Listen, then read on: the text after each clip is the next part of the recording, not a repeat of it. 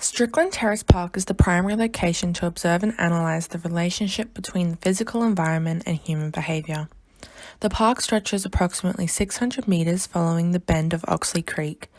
The following report will focus specifically on the playground and grassed area setting located at the end of Central Avenue. The chosen environment was selected due to the specific design typology of the residential area in which it resigned. In addition, due to the time constraints and unexpected SEQ COVID restrictions, Strickland Terrace Park was the only accessible location that followed conditions and provided valuable observation material. The main features of the park consist of a sizable grass leisure area, shaded gazebo seating area, large playground equipment defined by surrounding paved gutter and red bark shreds, a rectangular blue handball court, 2 fixed bench seats arranged around the playground and handball courts and selectively placed within the shaded area, a concreted path between the park and street for runners, walkers and bikers, and large surrounding trees. Strickland Terrace Park contains multiple physical factors that influence human behaviour as interaction with these factors is made. I constructed my observation of Strickland Terrace Park over 4 days within a week. With pre-assumed knowledge that I would observe a range of different demographic audiences, I conducted more than one observation at various times. I decided to construct my observations over 3 days in an attempt to get the most versatile behaviour. The first observation time slot was conducted on a Monday afternoon between 3:30 p.m. and 4:30 p.m. During this time, the weather was overcast and a cool breeze crossed over.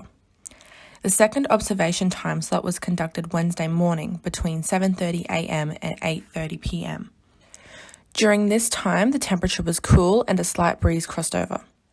The third observation time slot was conducted on Wednesday evening between 5 p.m. and 6 p.m. During this time, the sun had almost entirely set and it was a cool breeze crossed over. The fourth observation time slot was conducted on a Friday afternoon between 3:30 p.m. and 4:30 p.m. During this time, the sun was completely out and a slight breeze crossed over. Ultimately, the specific times and days were selected to observe different audience demographics and the environment settings, physical ambient conditions. While conducting observations, I decided to situate myself in a single location to not disturb or interfere with any human behaviour. I placed myself in the corner of the park where I was discreetly overlooking all physical factors of Strickland Terrace Park. During the 4 days, I documented all behaviours through maps, sketches, annotations, and photography for observation time slots. Most participants within the observation area are residents of the community, thus establishing a comfortable authority as they access the Strickland Park area. Most participants approach the park via Central Avenue pathway. However, it was observed that when crossing and going along the planned prescribed directional pathway, most users cut across the grass to reduce time and distance on their journey. Over time, we can see that this area has created a visible worn earth path.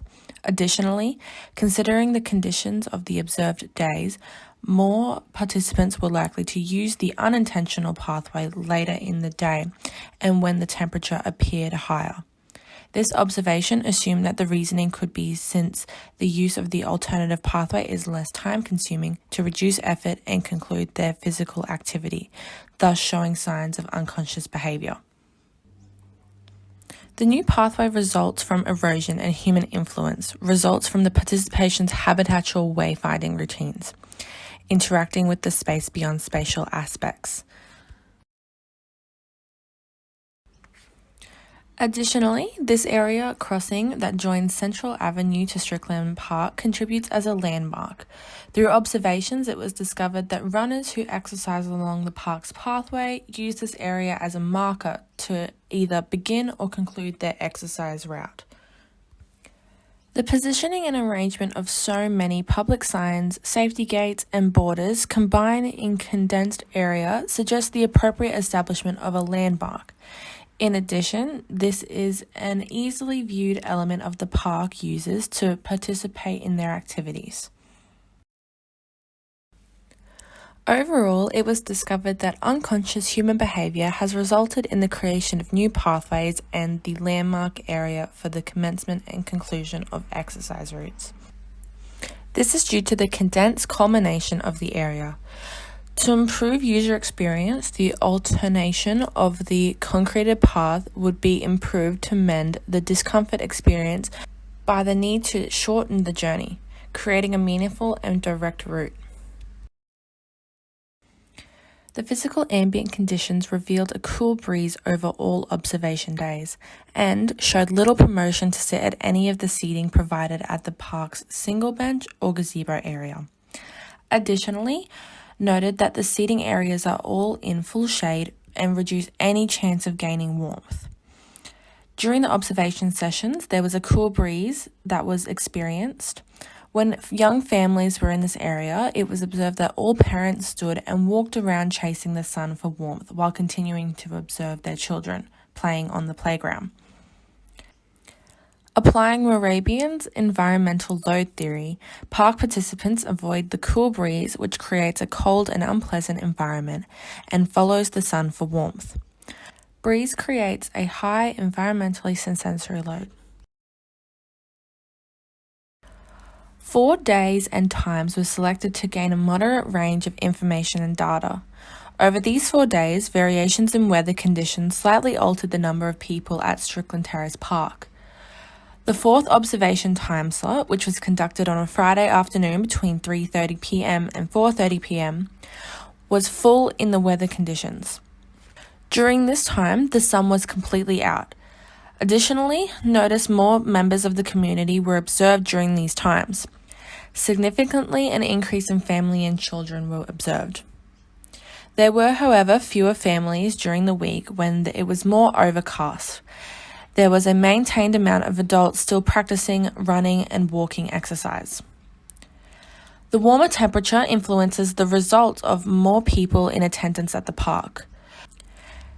Herwagen's theory relates to the direct effect that elements such as temperature, noise, and glare, and indirect elements overall affect the mood and motivational factors of one's experience. During the observation session on Monday afternoon between 3:30 p.m. and 4:30 p.m., a group of unsupervised school children attended Strickland Terrace Park area to utilize the large grassed area to play ball sports, given that this area is only appropriate size to participate in such activity. The ambient condition of noise influenced other uses of the park. In particular, a young family who was utilizing the playground before the arrival of the school children promoted the conclusion of their attendance, assumed not only to the volume of the noise, but additionally to the context of the conversation that was spoken and the inappropriate nature to the young family. Applying Whewell's optimal level of stimulation theory, large volumes of noise created by participants influence the experience of the young family, overall affecting the stimulation levels, interfering with the ability to maintain a positive experience in a leisure environment. The addition of sound in this case forced the family to relocate. The physical ambient of Strickland Terrace Park contributes significantly to the experience that participants receive. Through observations, it was discovered that the weather conditions, temperature, and sound greatly influence that experience, causing participants to remove themselves from the leisure area. To resolve these issues, the plantation of additional flora, such as large trees, would block contributing factors such as breeze and sound, minimizing disturbance for all parties without large disturbance to the park area itself. During observations from Monday afternoon between 3:30 p.m. and 4:30 p.m., it was noticed upon arrival to the beginning observations, a pile of torn bark had been neatly placed in the center of the grassed area between the handball courts and playground.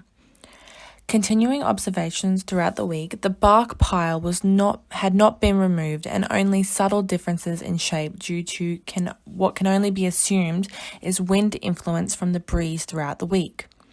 This communicated a sense of territoriality and personal space. Applying Barber's communication territoriality claims theory, the child consciously arranged the bark in a circular formation in the middle of the grass area to establish dominance and territoriality, claiming ownership of the area. The child continued to be active around this area after its creation.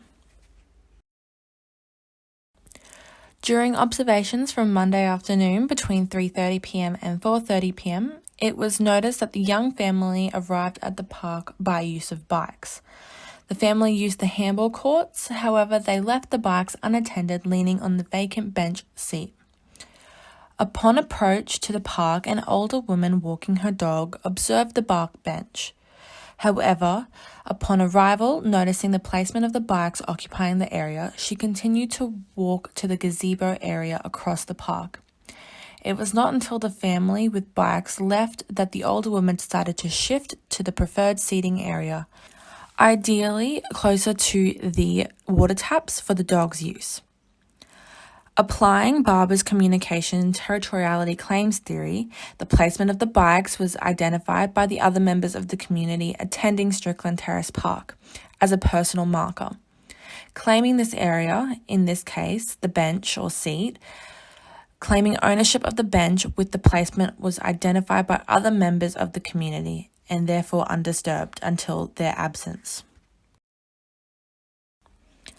All observations noted that the adult who partook in running exercise exclusively participated on the concrete pathway between the road and large grassed area. Only if necessary would the runner make an effort to move off the personal space when approaching other runners or walkers. Due to the perceptual properties of the concreted pathway, runners travelled in a more direct route and smoother surface that would limit distraction or disturbance while concentrating on running. The use of the consistent concrete pathway benefits the user's functionalism. The study of personal space is sometimes referred to as the proxematics. Personal space refers to the invisible bubble that we carry around us, which defines how we choose to approach other people and how close we will allow other people to come to us. Only when the runners collide with oncoming individuals do they attempt to shift themselves, establishing a reasonable distance to maintain personal space. The behaviour interface method has been used in studies of museums and art galleries. For example, the length of time visitors spend looking at artworks or exhibitions has been used to index their interest in the display. Similarly, this theory is applied to the park environment, particularly with families of young children. Upon arrival at the park, the family of children would direct their participation to the playground equipment. The appearance and functionality of this equipment are aimed to entertain more energetic, younger demographic. These families spend the most time at Strickland Terrace Park over the time of the observation. Additionally, the children become more engaged in the playground equipment and increase their physical activity the more extended the use.